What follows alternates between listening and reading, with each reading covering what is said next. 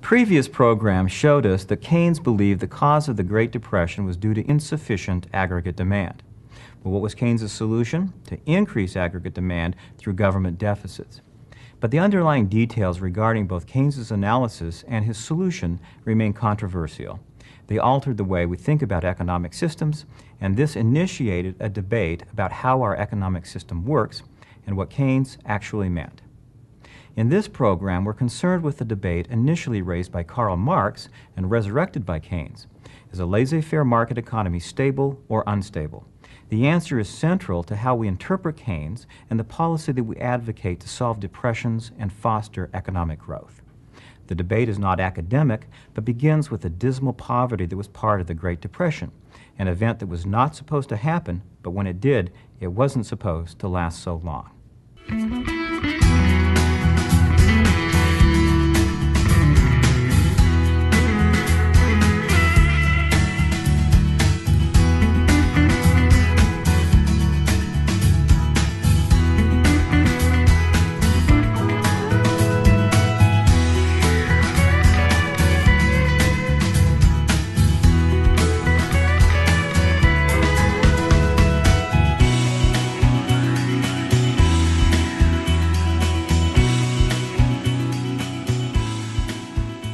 The decade of the 1920s, which was prior to the Depression and following World War I, was relatively carefree.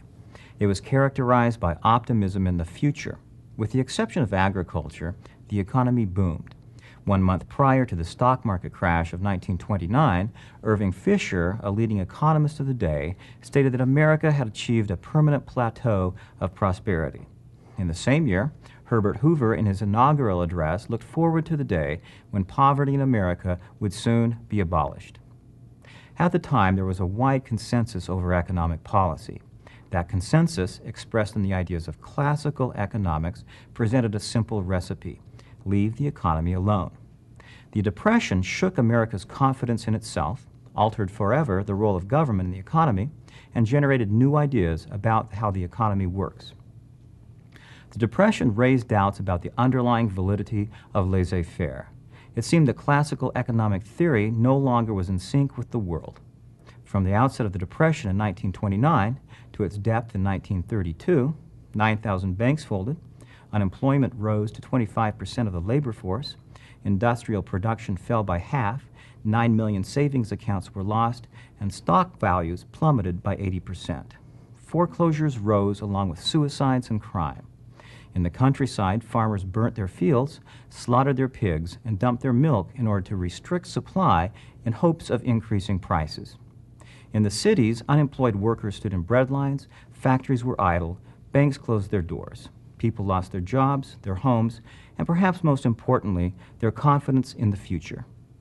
At the time, many intellectuals believed that the Great Depression represented the fulfillment of the prophecy of Karl Marx some 70 years earlier.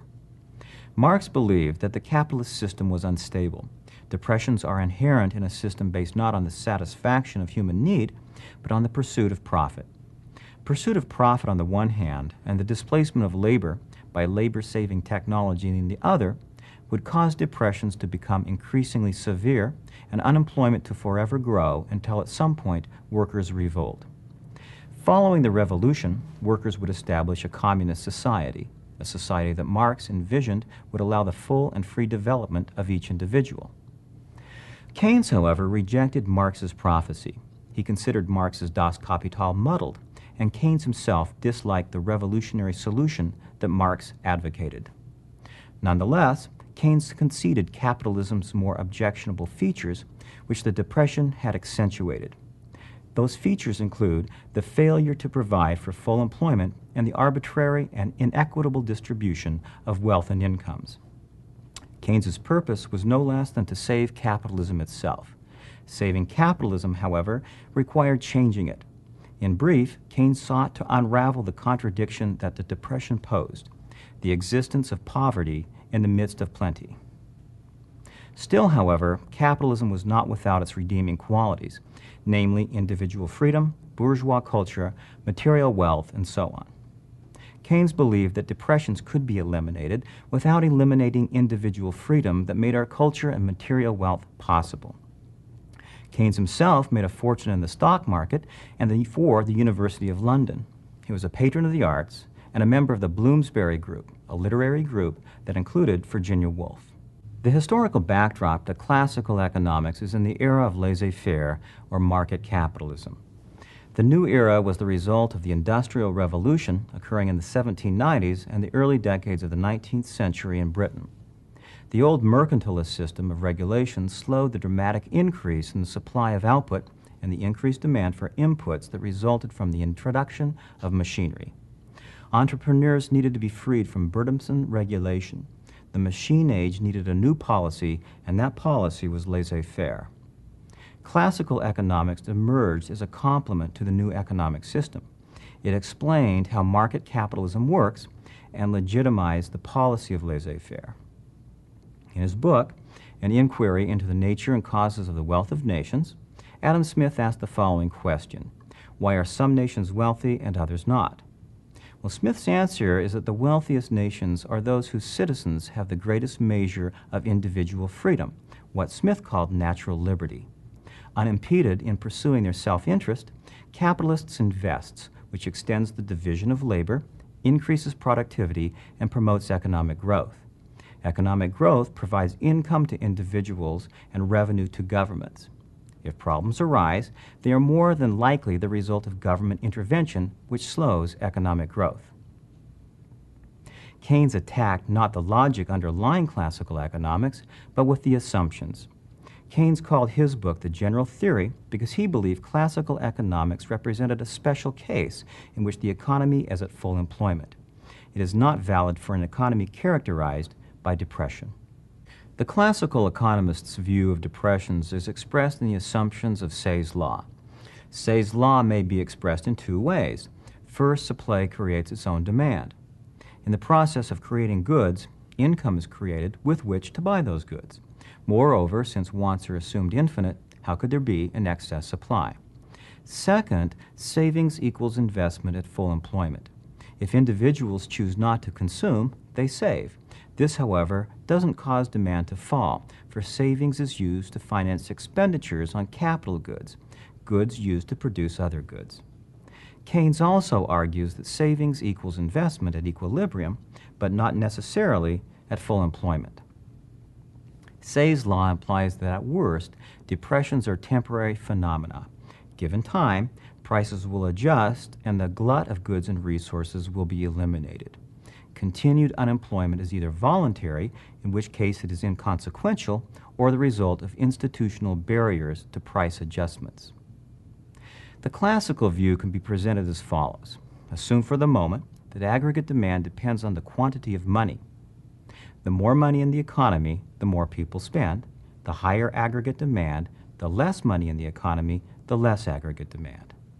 We further assume that since the classical economists assume no employment, at least in the long run, then the aggregate supply curve is vertical at full employment. Now assume for the moment that the U.S. is running a trade deficit, so we are importing more than we are exporting. To pay for this deficit, gold flows from the United States to other nations. This contracts the money supply, causing aggregate demand to fall. This graph indicates what happens. Initially, the economy is in equilibrium at point E1.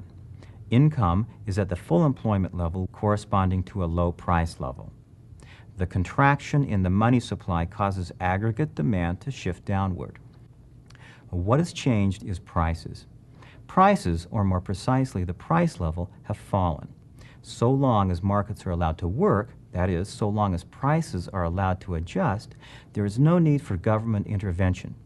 In brief, the solution to depression is deflation. Keynes attacked the assumptions of this theory. First, classical economics assumes that the demand and supply of labor are functions of the real wage, which is the wage adjusted for inflation. Keynes objects that workers have no way of knowing the real wage. Workers respond to nominal wages, the wage that they take home, not to the amount of goods and services that they can buy. So even if we are in a depression, prices may not fall fast enough to re-employ everyone. In effect, the wage rate exceeds the equilibrium wage, but because workers respond to nominal wages, there is little Keynes thought that they could do. Second, Keynes rejects Say's law. interest rates do not automatically adjust to ensure that savings equals investment. Entrepreneurs invest for profit, and consumers save for a variety of reasons: rainy days, to live off compound interest, and so on. There is no reason that intended savings and investment will be equal. The central point that Keynes makes is that the level of employment and output depends on the level of aggregate demand, what some economists call planned aggregate expenditures. Ignoring the government and the foreign sector, aggregate expenditures in turn depend on the level of consumption and investment. Early debates over what Keynes meant are, in fact, debates over the determinants of consumption and investment. In fact, a decline in other consumption or investment could cause a depression. But how? What might cause consumption or investment to fall? Why did many who followed Keynes believe that the economy was prone to stagnation, that is, achieve an equilibrium level of income at less than full employment? It's true that any deficiencies in aggregate expenditures may cause a depression, but the early economists who followed Keynes looked at the consumption function as the primary cause of economic stagnation. Remember, Keynes argued that consumption is based on a psychological law. As income rises, consumption rises, but not by as much as income. This means as income rises, savings rise, and unspent savings causes the economy to stagnate. Keynes's idea that intended savings doesn't necessarily equal intended investment is difficult to understand at first. For Keynes, savings is not a decision to purchase tomorrow, but a decision not to consume today. That's because, given income, if people increase their savings, they must also reduce their current spending. The result is that inventories rise, profits fall, and entrepreneurs react by contracting production and laying off workers. The rise in inventories means that entrepreneurs engage in unintended investment, which they must finance. Well, one method to do this is to borrow from the bank the very savings that people chose to increase. So an increase in intended savings doesn't lead to an increase in intended investment. According to Keynes, an increase in savings happens for two reasons. First, as an economy grows, the gap between income and consumption rises. That means rich nations typically have more savings than poorer nations. Second, an increase in inequality may also increase the gap between income and consumption. Keynes's psychological law implies that poor people spend more as a percentage of their income than do wealthy people. The poor have barely enough to buy food, shelter, and clothing. They save little, if anything. Wealthy people spend far more than poor people in terms of dollar amounts, but as a percentage of their income, they spend far less. Most of their income is saved. Now, if inequality increases such that the incomes of the rich increase, while the incomes of the poor and middle class fall, then consumption falls. The gap between income and consumption rises, with the likelihood that the economy will stagnate. The problem with savings formed in the basis of Alvin Hansen's influential interpretation of Keynes's theory. Hansen, a Harvard economist, argued that the widening gap between income and consumption may or may not be filled by investment. If investment is insufficient to fill the gap, that is, if investment doesn't equal savings, income falls. The conclusion is that the government should intervene to fill the gap. Some economists have argued that the U.S. government in the post-World War II era filled this gap through military spending, a policy that some have referred to as military Keynesianism. But the basic idea is that once the gap between consumption and income is estimated, government can in fact make up any deficiencies in investment. So even though the economy is prone to stagnation, the economy can be brought to full employment through government intervention. Other economists focus on investment as the source of instability. While investment comprises approximately 17% of GDP, it's the most unstable component. There are two fundamental questions.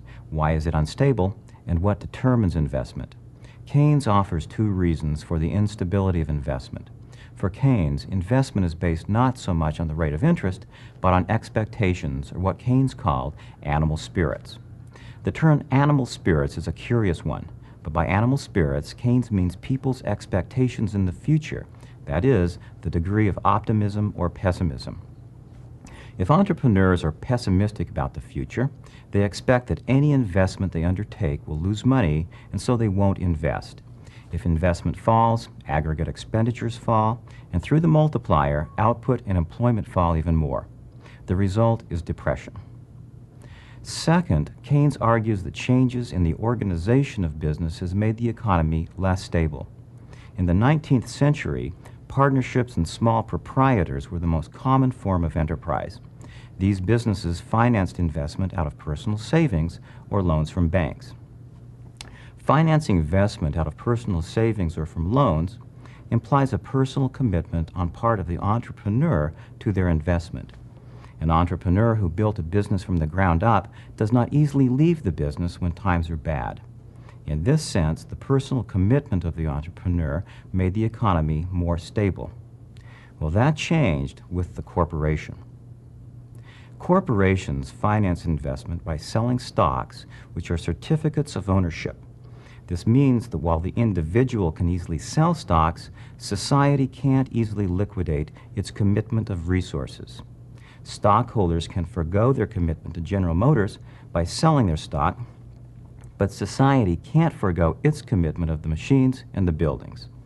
Keynes argues that the ability of individuals to sell off their stocks in fact increases instability.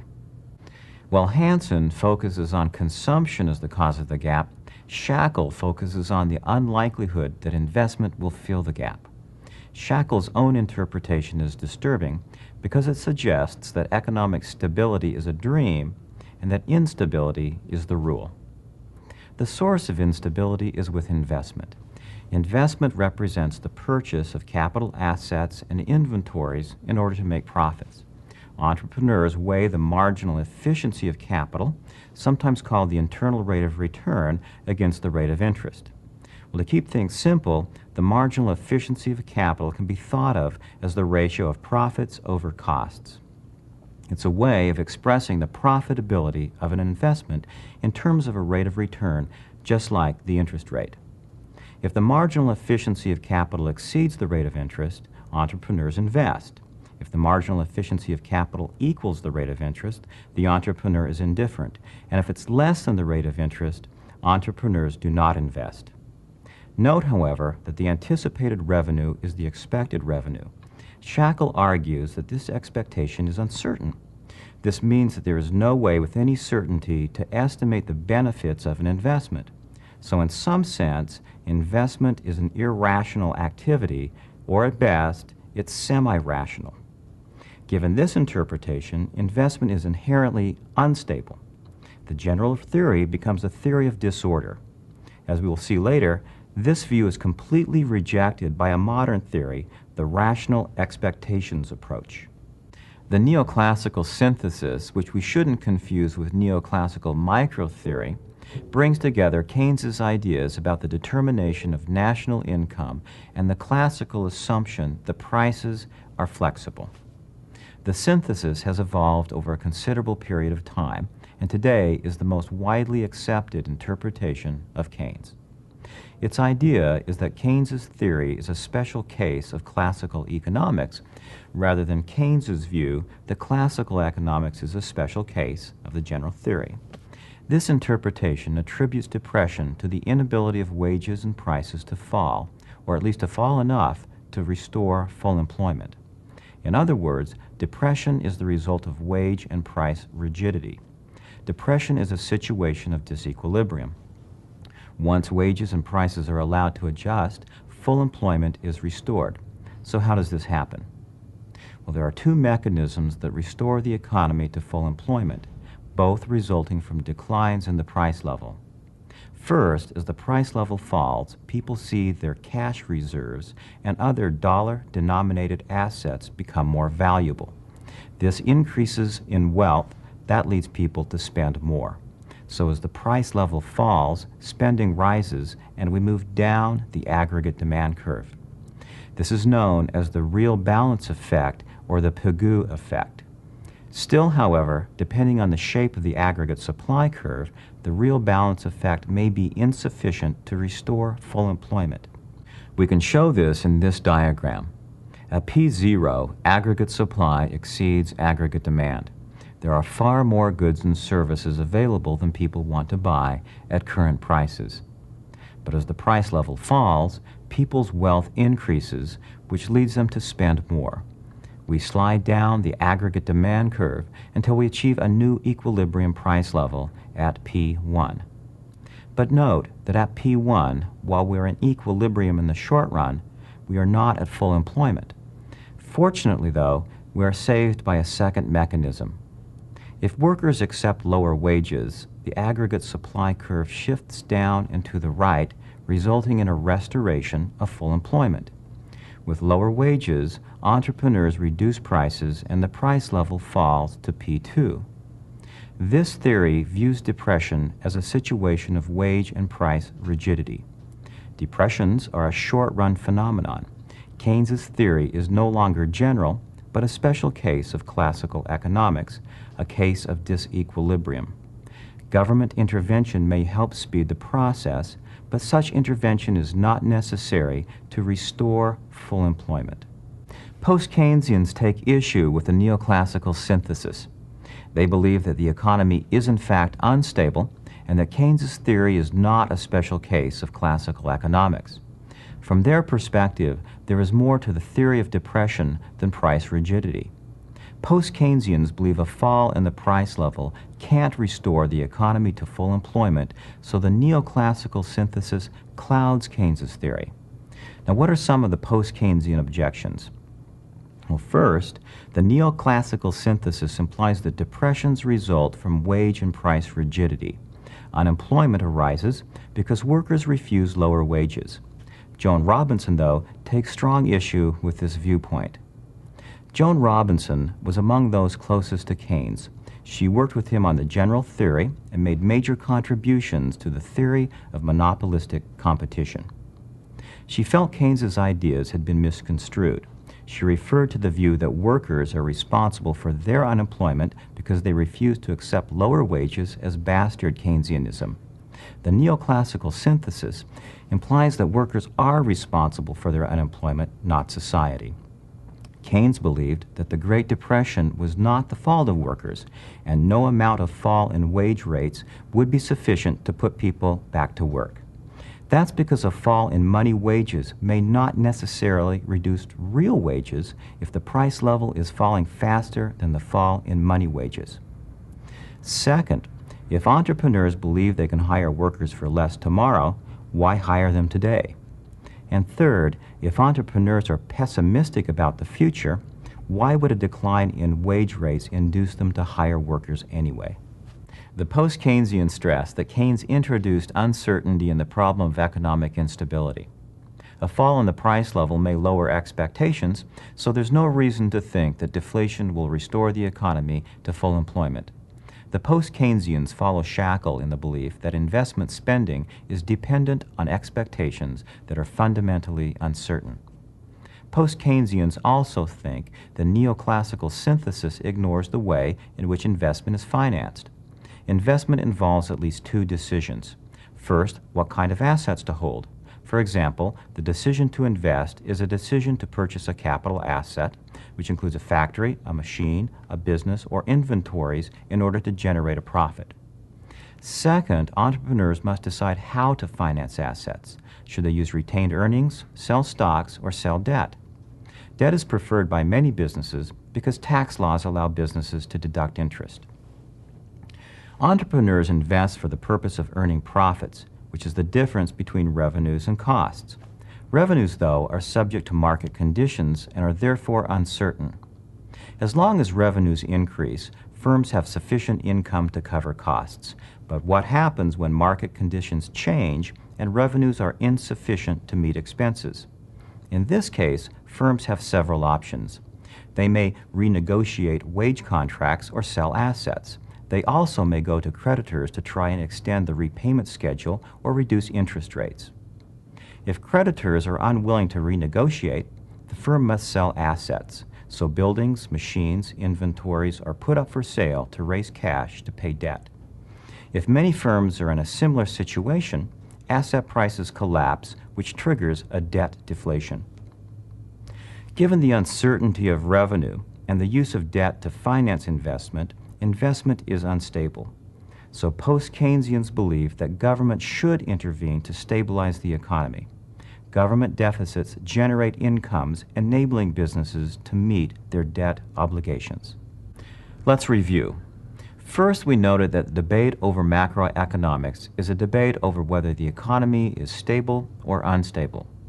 Keynes's position on this point remains problematic. Economists have suggested several interpretations of what Keynes actually meant. First, some say that the source of the depression lies in the consumption function. As society becomes richer or as inequality increases, savings rises. If this savings is not invested, we move towards a depression. The solution is for government to run a deficit. This implies that while the economy is unstable, it can be controlled. Second, some argue that the source of depression lies in the instability of investment. Investment is unstable because revenues generated by a prospective investment are unknown. Third, the neoclassical synthesis asserts that depressions arise because wages and prices are sticky. In the long run, wages and prices do fall, which returns the economy to full employment. Government intervention simply speeds up the process. Fundamentally, the economy is stable. And fourth, the post-Keynesians argue that the economy is inherently unstable. That's because of the uncertainty and because of the way debts are used to finance investment. Well, just in case you aren't confused enough, in our next segment, we'll explore even more macro theories. So stay tuned.